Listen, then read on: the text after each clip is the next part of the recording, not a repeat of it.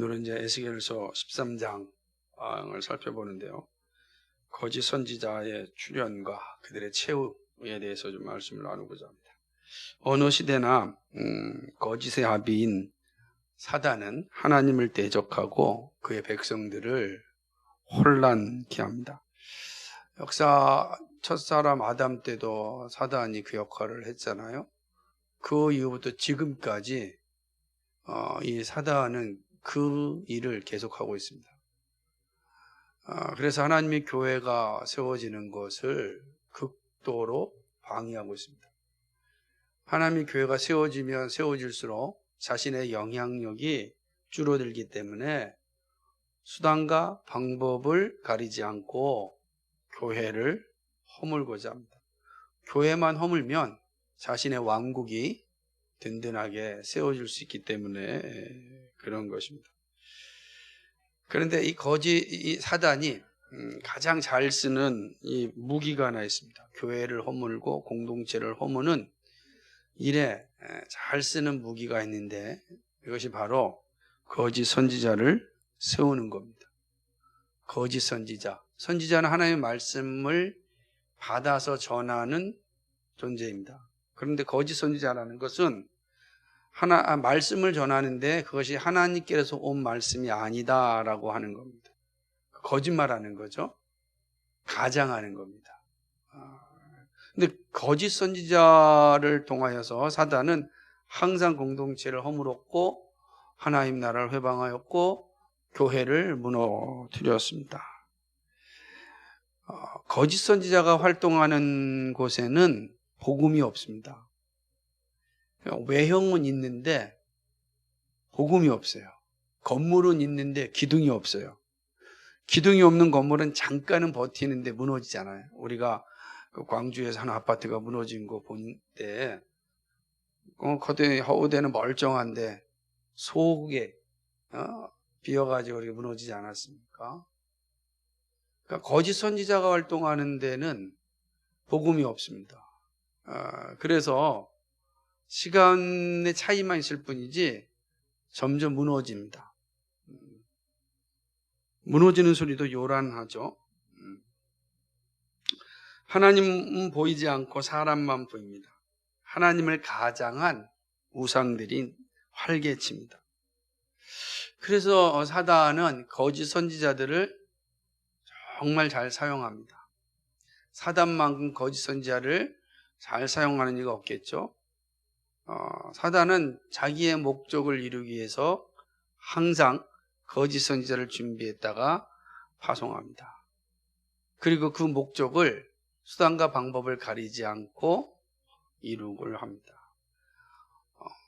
한 많은 곳에서 교회가 무너지는 소리들이 많이 들립니다. 다양한 이유로 무너집니다. 사라지기도 합니다. 그런데 어쨌든 교회가 사라지는 건 사단만 기뻐하는 일이죠. 하나님 결코 기뻐하지 않습니다.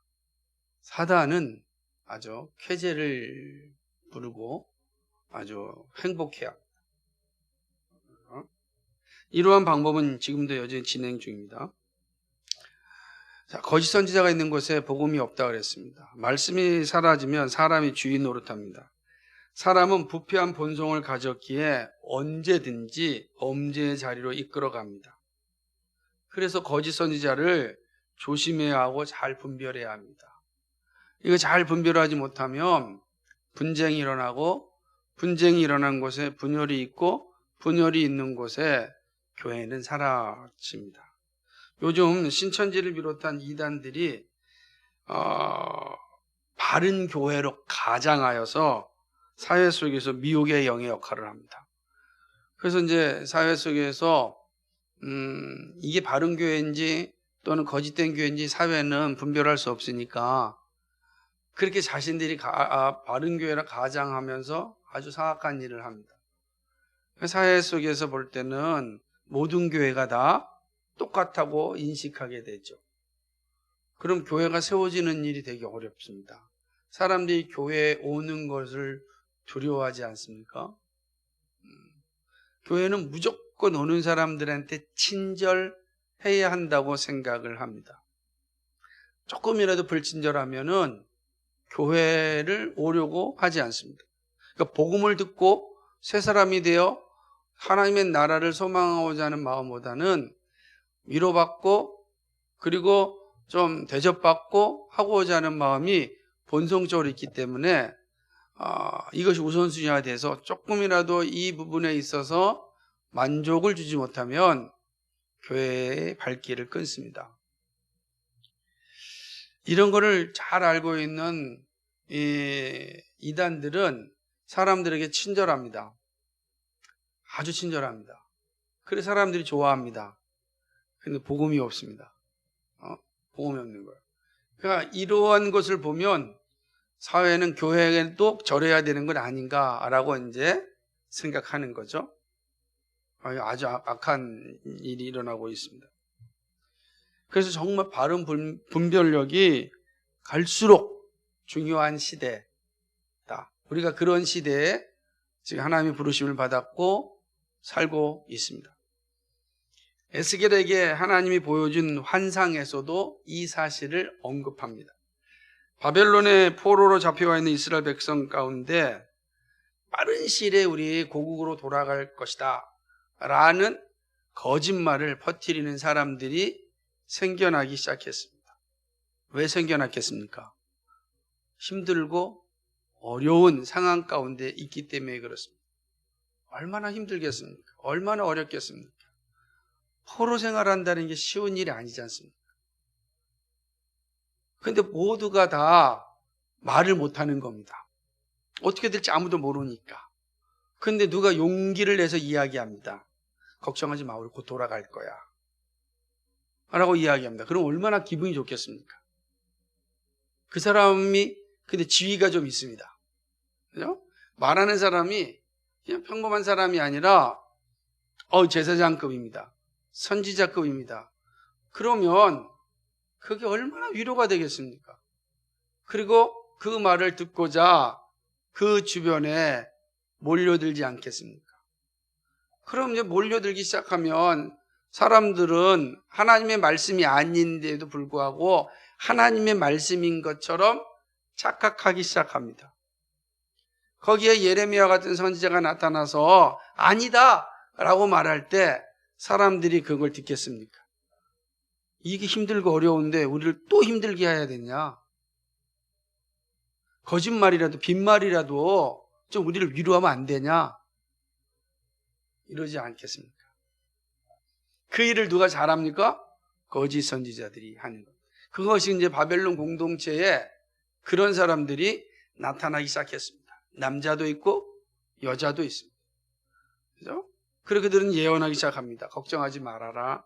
우리가 곧 돌아갈 것이다 라고 하는 것이죠.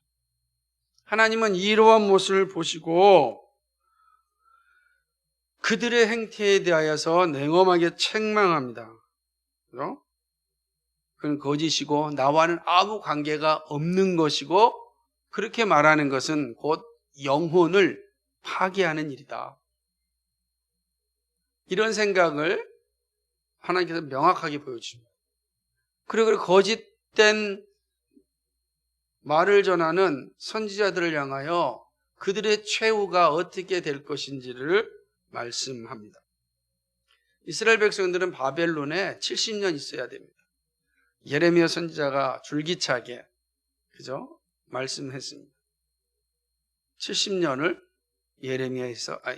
바벨론에서 살아야 됩니다. 그래서 거기서 집도 사고 가정도 꾸리고 그렇게 준비하라고 하였습니다. 금방 돌아올 곳이 아니다. 70년을 그곳에 살면서도 어떻게 살으려는 뜻입니까? 하나님의 말씀을 부여잡고 왜 우리가 여기 왔는지 다시금 생각해보고 우상숭배의 자리에 떠나고 오직 하나님의 말씀을 부여잡고 믿음으로 인내의 시간을 견디면 때가 이르면 하나님께서 우리를 고국으로 가게 할 것이다. 그 기간이 70년이다. 70년. 이건 정말 천체만별이죠. 우리 예승이한테 70년은 기대가 될 만한 시간 아니겠습니까? 안 그래 70년은? 그러나 저한테 70년은 기대가 되는 시간이 아니지 않습니까? 어떻게 기대할 수 있겠습니까? 그러니 근데 사회의 주류 세력은 바로 어른들 아니겠습니까? 장년 아니겠습니까? 그들이 사회 주류 세력인데 그들에게 있어 70년이라는 것은 너무너무 힘든 시간이죠. 그런데 그게 아니다. 그 잘못된 얘기다. 70년 아니다. 그런 소리에 현혹되지 마라. 우리 곧 돌아간다. 희망을 가져라. 곧 돌아간다. 이렇게 이야기합니다. 여러분 같으면 어느 말에 더 귀를 기울이겠습니까? 당장 평화가 올 것 같다고 이야기하는 소리가 얼마나 달콤하게 들립니까? 전쟁 없을 거야. 평화가 있을 거야. 라고 하는 소리에 얼마나 달콤하게 사람들이 빨려 들어가겠습니까? 그런데 거짓 선지자들은 그렇게 오래 걸리지 않을 것이라고 설교하였습니다. 이들이 공동체를 휘젓고 있는 겁니다. 그러니 얼마나 힘든 상황이 처했는지 불보듯 뻔하지 않습니까? 하나님이 이 사실을 그대로 내버려 둘 수가 없었습니다.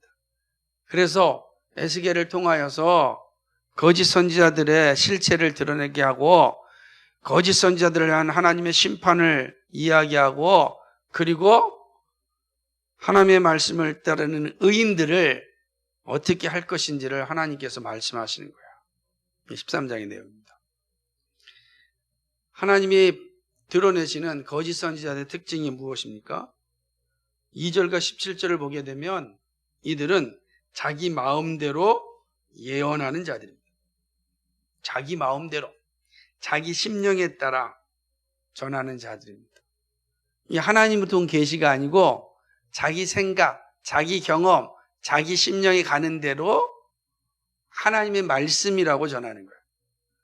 마치 이런 거죠. 성경 한 구절 이렇게 읽어놓고 자기 얘기를 막 하면서 설교다라고 말하는 거 똑같다는 거야. 하나님의 말씀이 거기서 드러나지 않고 자기 심령에 따라 자기 마음에 가는 대로 이야기합니다. 그것을 설교라 그렇게 말하는 것과 동일하게 거짓 선지자들은 자기 마음 가는 대로 자기 심령이 움직이는 대로 말을 하면서 이것이 하나님의 말씀이라 이렇게 이야기하는 것입니다. 사실 이들에게 있어서 자신이 전하는 것이 하나님의 말씀인지가 중요하지 않습니다. 자신의 생각이 기준이 되었기 때문에 자신이 하고자 하는 것, 자신의 이성에 합당한 것, 그것이 중요하였습니다. 그 생각이 옳다면 하나님의 말씀은 더 이상 중요한 게 아닙니다. 이들의 모습입니다. 거짓 선지자들의 모습은 자신도 무엇이 옳은지 그른지 알지 못하면서 말씀을 전합니다. 이렇게 행하는 것은 3절의 말씀처럼 우매하기 때문입니다. 이 우매하다라고 하는 단어는요, 분별력이 없다라는 뜻입니다. 그러니까 분별력 없이 그냥 하나님의 말씀이라고 전하는 것이죠. 그러니 어떻게 되겠습니까? 자신도 망하고 백성도 망하는 거죠. 분별력 없이 전하는 거예요. 자기 생각이 옳다고 생각하니까 막 퍼붓는 겁니다. 근데 그 말이 달콤하게 들릴 수 있습니다. 언변이 좋으면, 다양한 지식을 또 향유하면 매우 그럴듯하게 보입니다. 그러면 사람들이 미혹당합니다. 미혹당하면 더 이상 하나님의 말씀의 자리에 서지 않습니다. 이게 거짓 선지자들의 특징이죠. 자기 마음대로, 자기 이성이 합당하게 전하는 자들입니다. 두 번째로 백성들을 죽음으로 내모는 자들입니다. 이 거짓 선지자들은 그렇습니다. 이들은 황무지에 있는 여우들입니다. 오늘 말씀이 그런 말이에요. 이들은 3절 말씀에 황무지에 있는 여우라 그랬어요.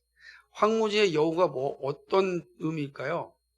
아무것도 없는 여우. 그 여우는 오로지 배가 고파서 자기만을 위해 사는 겁니다.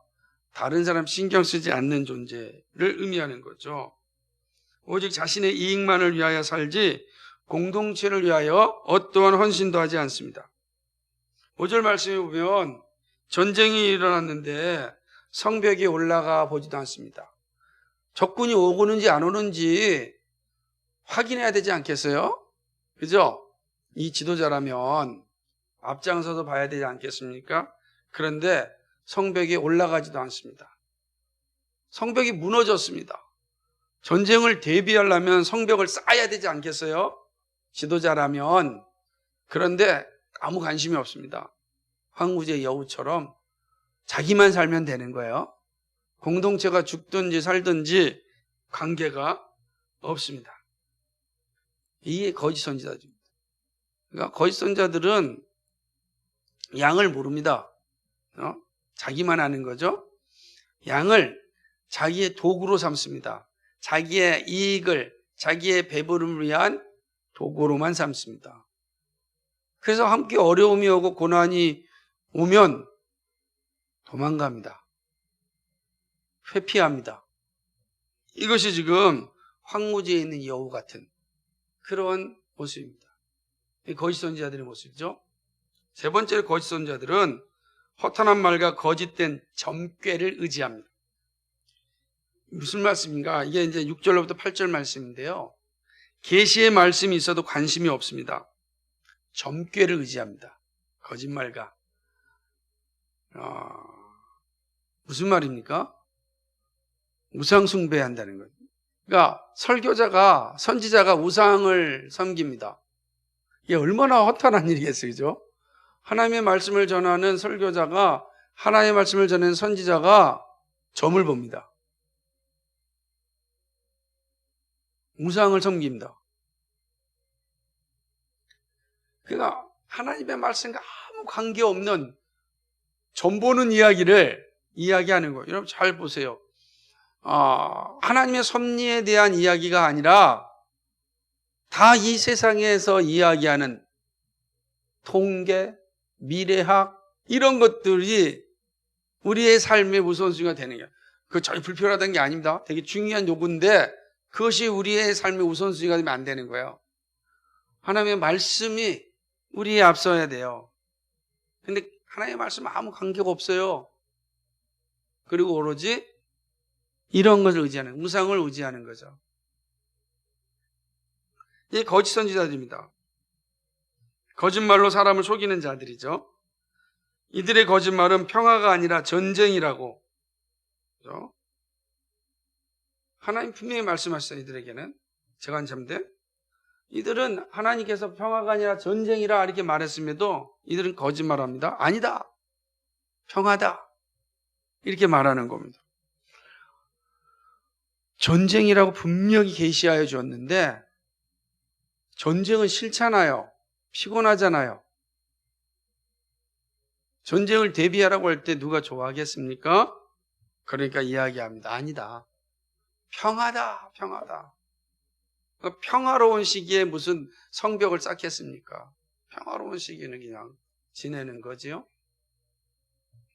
이 모습이죠. 이렇게 말하는 것은 잠시의 비난을 피하기 위한 수단입니다. 여러분 생각해 보세요. 예레미야는 바벨론에게 항복하라 그랬습니다. 전쟁이 일어날 것이니 우리 바벨론의 전쟁 이길 수 없다. 우리 바벨론에 항복해야 된다. 그러지 아니하면 우린 저들에 의해서 아주 처참하게 될 거다. 그럴 때 이스라엘 백성들이 환호했습니까? 그러지 않았어요. 어찌 네가 이럴 수 있느냐? 라고 이야기하면서 그를 감옥에 가둬두고 온갖 수모를 주었습니다.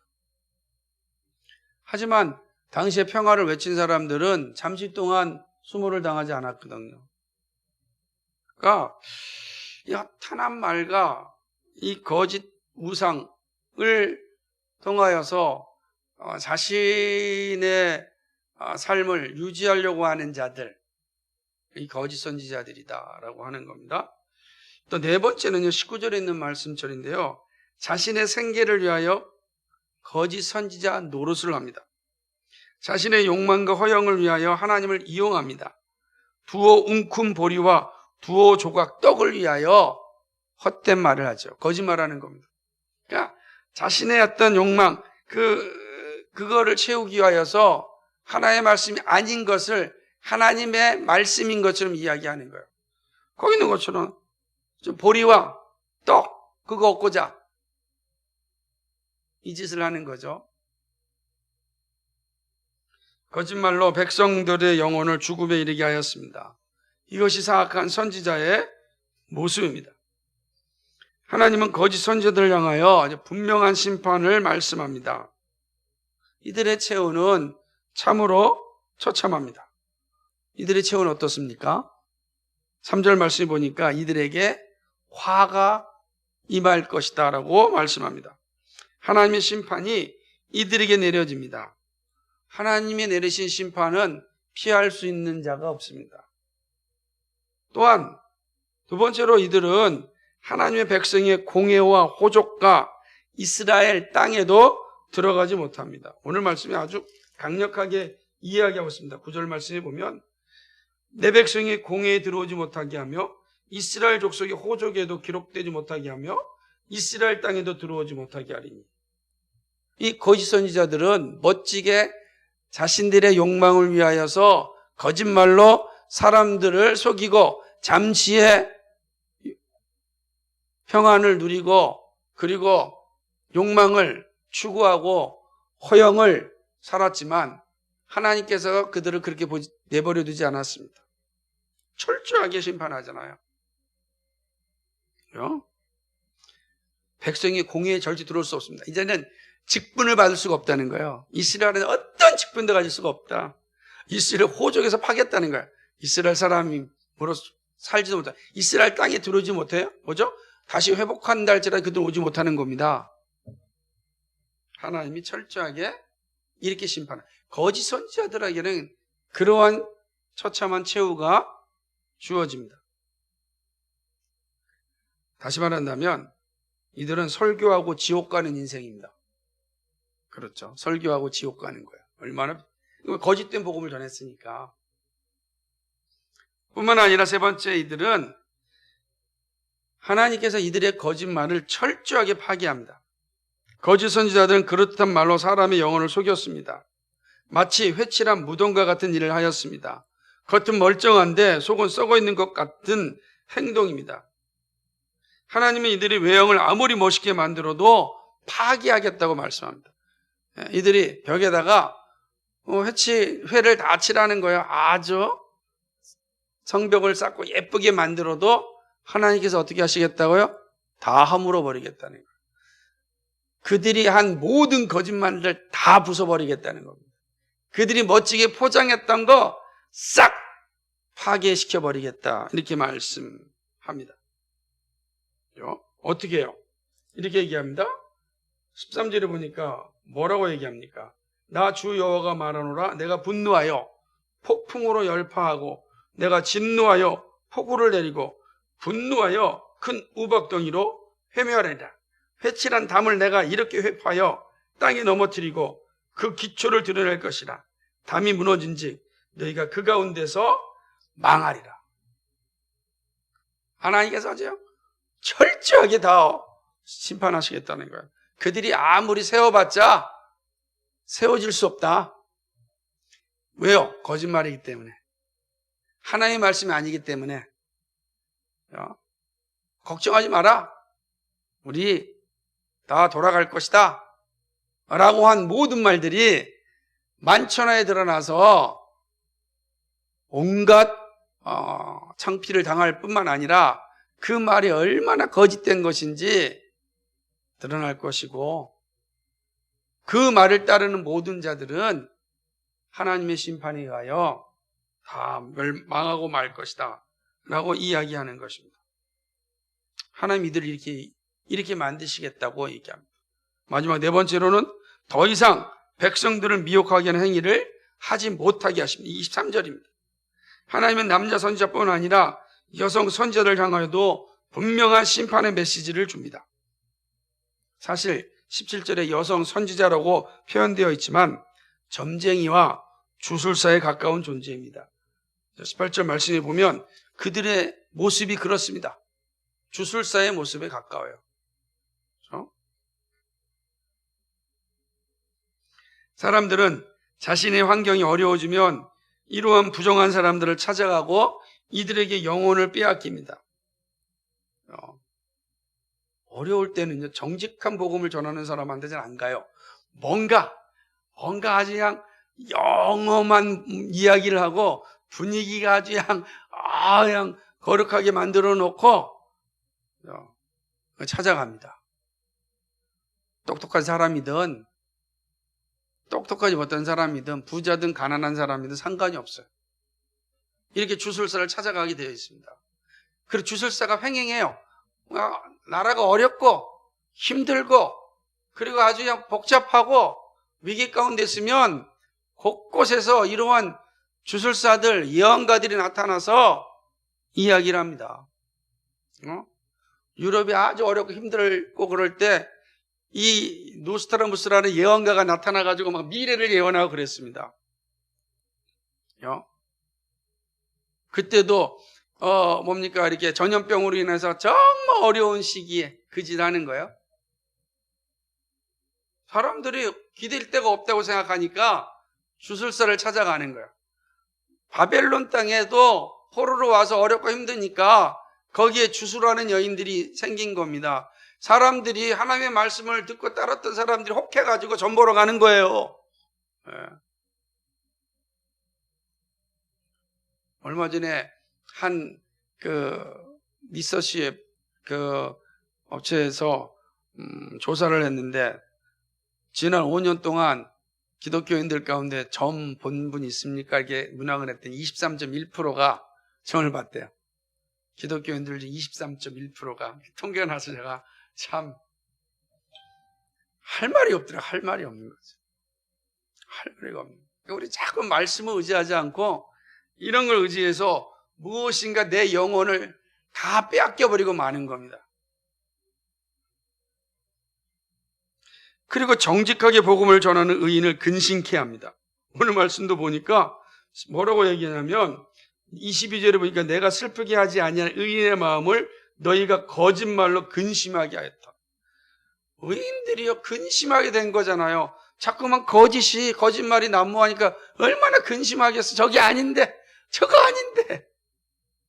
그리고 정직하게 말하는 자들을 자꾸만 매도하니 얼마나 근심이 되겠어요. 바른 복음을 전하고자 하는 시대에 바른 복음을 전하는 사람들을 이상하게 여길 때 바른 복음을 전하는 사람이 얼마나 낙심하고 그리고 얼마나 근심이 되겠습니까? 이 똑같은 상황이 주어진 겁니다.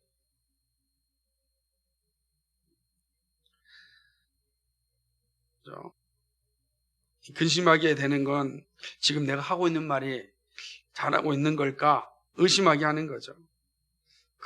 그리고 악인은 더욱 자신의 행위에 대하여 확신을 갖습니다. 확신을 갖는 거 22절인 것처럼 악인의 손은 굳게 확신하는 거야. 맞다 내가. 그러니까 하나님께서 말씀하시죠.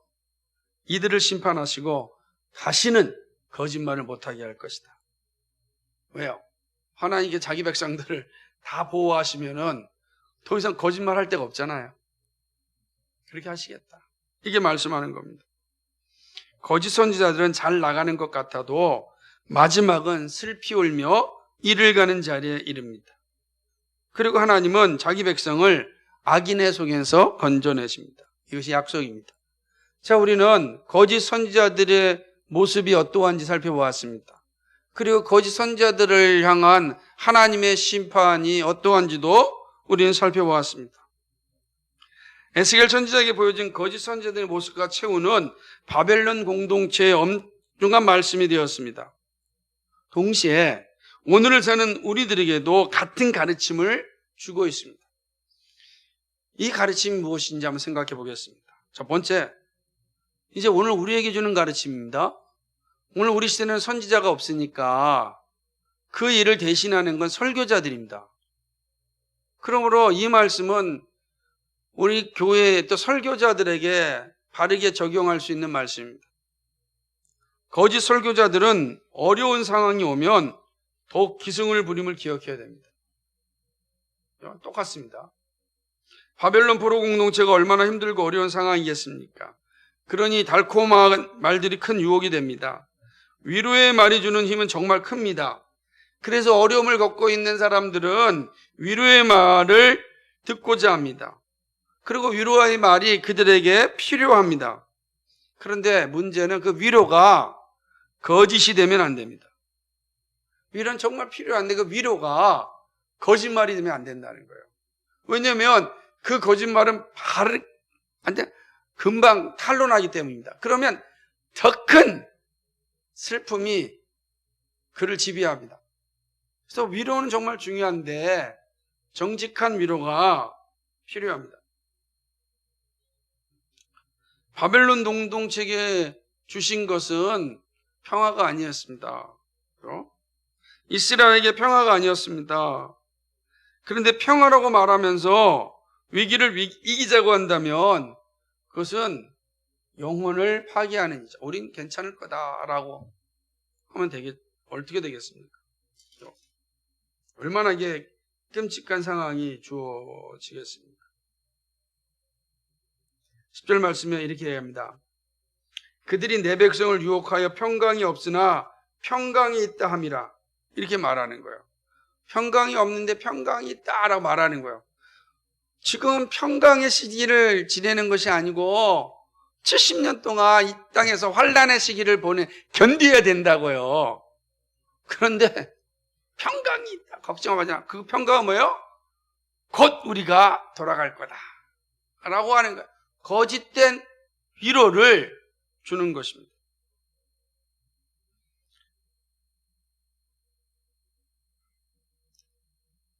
정직하게 복음을 전하려면 지금 우리는 환난의 시기입니다. 정말 어려운 시기입니다. 고난의 시간을 보내야 됩니다. 근데 하나님의 손이 우리와 함께합니다. 분명히 지금은 우리 외적으로 힘들고 어렵습니다. 평강이 없습니다. 고난의 길을 가야 됩니다. 좁은 길을 갈 수밖에 없습니다. 힘듭니다. 그게 우리의 현실입니다. 근데 하나님의 손이 우리와 함께합니다. 정직하게 전하는 것이 영혼을 살리는 일입니다. 정직하게 전하지 않으면 잠깐의 위로는 주지만 영혼이 파괴됩니다. 뭡니까 도대체? 아니 평강이라며 이렇게 힘든데 도대체 언제 평강입니까? 시간이 지나가면 하나님 우리에게 거짓말 하셨습니까? 하나님이 없지 않습니까? 이렇게 가는 거예요. 영혼이 파괴되는 거예요. 사랑하는 자들아, 영혼이 잘 되고 범사가 잘 되고 강건해지기를 원한다 이렇게 말씀했습니다. 근데 이게 저절로 되는 게 아닙니다. 진리 안에 있을 때, 그리스도 안에 있을 때 주어지는 겁니다. 그리스도를 떠났는데 어떻게 영혼이 잘 되고 범사가 잘 되고 그리고 강건해지겠습니까? 그리스도가 떠난 것은 그 열매가 주어지지 않는 거야. 근데 그리스도 없이 이것만 생각해요. 그리스도 없이 생각하니까 망하는 거예요.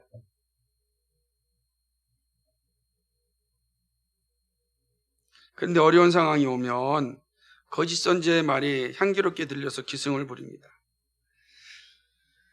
우리 잘 분별해야 되는 시기다라고 하는 거죠. 아, 그렇구나. 이게 나라가 혼란스럽고 교회가 혼란스러울 때는 정말 거짓 선지자들이 기승을 부리는 거예요. 그러니까 거짓 설교자들이 많이 있는 게 이상하지 않구나. 이상한 게 아니라 지금 이 시대가 그러한 시대구나. 이렇게 잘 분별해야 되는 겁니다. 그렇죠? 그런데 우리가 이 거짓 선지자를 그럼 어떻게 분별하느냐가 중요하지 않겠습니까? 거짓 선지자들 기승을 부린다고 한다면 우리는 어떻게 거짓 선지자를 분별할 수 있을까? 이 두 번째입니다. 거짓 선지자를 분별하는 기준이 있습니다. 그것이 바로 계시된 말씀입니다. 마지막 때를 사는 우리는 수많은 이단의 도전을 받습니다. 동시에 거짓된 설교자들의 미혹도 받고 있습니다. 이중적 도전을 받고 있습니다. 근데 둘 다 쉽게 구분하기가 어렵습니다. 교회의 외형으로는 알 수가 없습니다. 이단들의 책이 처음부터 이단적인 표현을 쓰지 않아요. 근데 그거를 계속 따라가 보면 이제 곁길로 가는 겁니다. 쉽게 발견될 수 있는 게 아닙니다. 강단에서 거짓 설교자들이 서서 외칠 때 쉽게 분별하기가 참 어렵습니다. 왜냐하면 오늘처럼 영혼이 잘 되고 범사에 잘 되고 강건해지라, 이거 분명 하나님의 말씀 아닙니까? 그런 다음에 그리스도의 말씀을 떠나서 여러분 영혼이 잘 된다면 어떻게 되겠는가? 우리가 잘 되려면 정말 봉사해야 되고 헌신해야 되고 사랑해야 된다, 이렇게 나가면 비슷한 것 같지 않습니까? 뭐가 틀립니까? 이러면 이제 혼란스러워지는 거죠.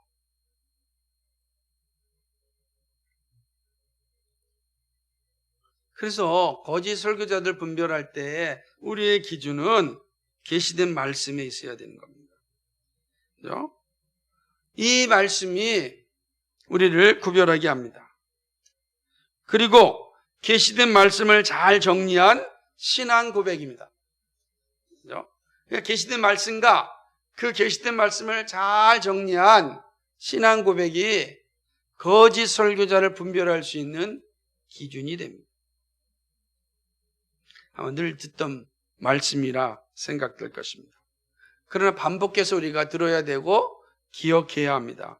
그렇지 않으면 잠시 한눈 팔 때 사단의 유혹에 넘어갑니다. 바울은 이렇게 경고하였습니다. 때가 이르르니 사람이 바른 교훈을 받지 아니하며 귀가 가려워서 자기의 사욕을 쫓을 스승을 많이 두고 또 그 길을 진리에서 돌이켜 허탄한 이야기를 쫓으리라. 바울의 경고를 우리가 귀담아 들어야 됩니다. 우리도 정신 차리지 아니하면 바른 교훈 받지 않으려고 합니다. 자기 사욕을 쫓을 스승을 많이 둡니다. 진리에서 돌이켜서 허탄한 이야기를 따릅니다. 그렇게 되는 거예요. 여러분, 진리를 듣고 싶습니까? 허탄한 이야기를 듣고 싶습니까? 망하는 길과 사는 길이 분명합니다. 계시된 진리를 가슴에 품고 계시된 말씀을 늘 가까이 하고 그 계시된 말씀을 바르게 사용해야 됩니다. 그래야 우리가 거짓 설교자들을 분별할 수 있습니다. 달콤한 소리가 아니라 복음을 전하고 있는지 확인할 수 있습니다. 그것이 사는 길입니다. 그런 측면에서 세 번째 교훈으로 갈 수 있는데, 그것은 바로 참된 설교자를 세우고 협력해야 합니다. 참된 설교자는 자신의 욕망을 채우기 위하여 복음을 변질시키지 않습니다. 복음의 변질에서 거짓 설교자가 시작됩니다. 그러면 자신의 욕구를 위하여 말씀이 도구가 됩니다. 도구가 된 말씀은 하나님을 영화롭게 하는 진리가 아니라 성도들의 기분을 충족시키는 마약이 됩니다. 십자가의 복음을 자랑하고 전해야 합니다. 이 일로 인하여 근심하는 일들이 많이 있어도 생명 얻는 길입니다. 하나님은 복음을 통하여 사람의 영혼을 살리지 다른 방법으로 살리지 않습니다. 계시된 말씀으로만 살리는 겁니다. 그러나 바벨론 공동체가 사는 길은 에스겔 선지자를 통하여 들려주는 말씀을 듣는 거예요. 계시된 말씀을 듣는 겁니다. 자기 생각이 아니라, 그렇죠? 계시된 말씀을 들을 때 그 공동체가 70년을 견딜 수가 있는 겁니다. 그러지 아니하면 다 멸망합니다. 하나님 나라를 위해 살아가는 우리들이, 이 땅에 교회를 세우는 우리들이 사는 길은 복음을 듣는 겁니다. 그러니까 이 복음을 잘 들으려면 참된 설교자를 세우는 일에 힘을 써야 되는 겁니다. 참된 설교자들을 세우고 협력하는 일이 매우 중요합니다. 바벨론 공동체에게 에스겔이 있기에 소망이 있었습니다. 인내할 수 있는 터전이 있다는 것이 얼마나 중요한지 모릅니다. 오늘도 에스겔 시대와 다를 것 없이 각종 우상과 이단과 거짓이 난무합니다. 이러한 시대의 길을 잃지 않고 하나님 나라를 위하여 바르게 가려면 복음을 들어야 됩니다. 참된 복음을 들으려면 참된 설교자를 세워야 됩니다. 교회는 정말 참된 설교자를 세우기 위하여 했어야 되는 겁니다. 그래서 우리 교회를 통해서 참된 설교자가 나올 수 있도록 기도하고 돕고 섬겨야 되는 겁니다. 그렇죠? 교회의 사명 가운데 하나도 정말 참된 설교자가 나와야 하는 겁니다. 우리 교회도 그럴 날이 오겠죠. 누가 될지 아무도 모르지만 어렵고 힘든 시기이기 때문에 앞으로 더더욱 소명이 분명하지 않으면 설교자로서 헌신하지 않을 겁니다. 지금처럼 신학교가 점점점 줄어들고 있는 상황 가운데 그래도 나는 모든 것을 포기하고 설교자의 길을 가겠습니다 라고 하는 사람들은 그렇게 쉽게 나오지 않을 겁니다. 그러나 하나님이 준비한 에스겔이 있습니다. 하나님이 준비한 모세가 있고 하나님이 준비한 바울이 있고 하나님이 준비한 요한이 있습니다. 하나님이 그들을 사용하여 하나님의 교회를 세우실 겁니다. 우리는 그 일에 힘써야 됩니다. 우리는 그 설교자를 위하여 기도해야 합니다.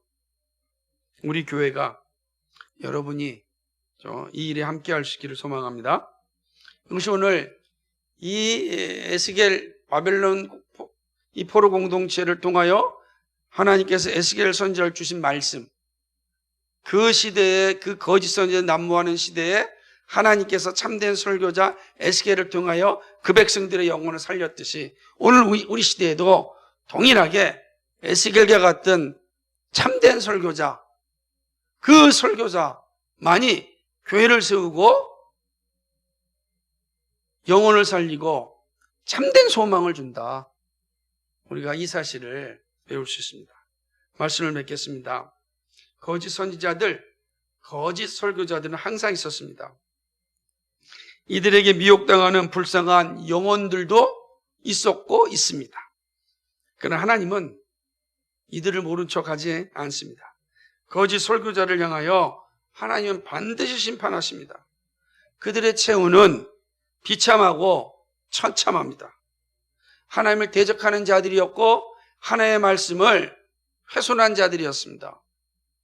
그러므로 하나님의 심판은 아주 분명하고 명명백백하게 나타납니다. 그리고 참된 설교자를 통하여 다시금 영혼을 구원하십니다. 복음을 전하고 교회를 세우고 진리 안에 머물게 하여 영생을 얻게 합니다. 지금도 거짓이 난무하고 있습니다. 그래서 무엇보다도 기준을 잘 세워야 합니다. 계시된 말씀에서 떠나면, 이 계시 말씀에서 떠나면 안 됩니다. 어떠한 문제도 계시된 말씀 안에 해답이 있습니다.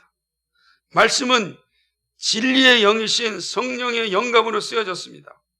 하나님이 우리에게 주시고자 하는 모든 비밀이 이 말씀 안에 있습니다. 그러므로 말씀을 읽고 말씀을 듣고 묵상하고 기도해야 합니다. 하나님은 말씀을 통하여 우리에게 다가오시고 말씀을 통하여 우리에게 말씀하시고 말씀을 통하여 우리를 위로하시고 말씀을 통하여 우리가 갈 길을 알려주십니다. 말씀을 떠나선 어떤 일도 하지 않습니다. 놀라운 역사도 다 말씀 안에서 확인받게 하십니다. 그래서 세상의 소리보다는 하나님의 소리에 집중해야 됩니다. 특별히 어렵고 힘들수록 거짓 선지자들처럼 주술사들처럼 달콤하게 이야기하는 길로 따라가지 마시고 말씀 안에 들어가십시오. 그냥 말씀을 푹 들어가십시오. 그리고 그 말씀이 깨닫게 해주시는 대로 반응하시면 됩니다. 거기에 하나님의 일하심이 있습니다. 합력하여 선을 이루시는 섭리가 있습니다. 혼돈의 시대에 진리를 붙잡고 분별의 자리에 서기를 주님의 이름으로 축복합니다. 거룩하시고 자비하신 아버지 하나님, 바벨론 공동체에 다가온 위기는 거짓 선지자들이었습니다. 자기 마음대로, 자기 심령이 가는 대로 거짓말을 하였습니다. 어렵고 힘든 상황이 계속되자 사람들은 그 허탄한 소리에 속아 넘어가고 말았습니다. 결국 하나님의 공동체가 깨어지고 우상의 공동체가 되어지는 끔찍한 상황이 벌어지고 만 것입니다. 이 공동체를 살리기 위하여 하나님은 에스겔을 보냈습니다. 선지자를 보냈습니다. 그리고 말씀을 전하게 합니다. 듣는 자는 회개하고 돌아올 것입니다. 다시금 공동체는 회복될 것이고 약속된 기간이 차면 약속의 땅으로 다시 귀환할 겁니다. 그러나 그때까지는 고난의 길을 걸어야 됩니다. 환난의 자리에 서야 됩니다. 아픔과 어려움의 자리에 있어야 합니다. 하지만 그곳에 하나님의 손이 함께합니다. 우리가 그리스도 안에 있다면 하나님께서 우리를 그 환난과 어려운 고난의 길 가운데서도 우리의 영혼을 강건케 하고 범사에 우리를 복되게 하고 그리고 우리의 영혼을 강건하게 할 것입니다. 아니 아버지, 이 놀라운 믿음을 우리 모두가 소유할 수 있도록 도와주옵소서. 우리 시대도 정말 혼돈의 시대입니다. 점점 교회가 어려워진 상황 가운데 있습니다. 사람들이 진리의 말씀을 듣기보다는 주술과 점에 의지하여 살려고 하는 시대가 속속 다가오고 있습니다. 그리스도인들조차 흔들리면서 전보는 시대가 되었습니다. 아버지요, 이러한 시대에 저희를 불러주셔서 감사합니다. 이 강단이 참된 복음이 전하는 강단 되게 해주시고 사랑하는 성도들이 계시된 말씀과 신앙 고백서를 부여잡고 이 시대에 바른 길 갈 수 있도록 도와주옵소서.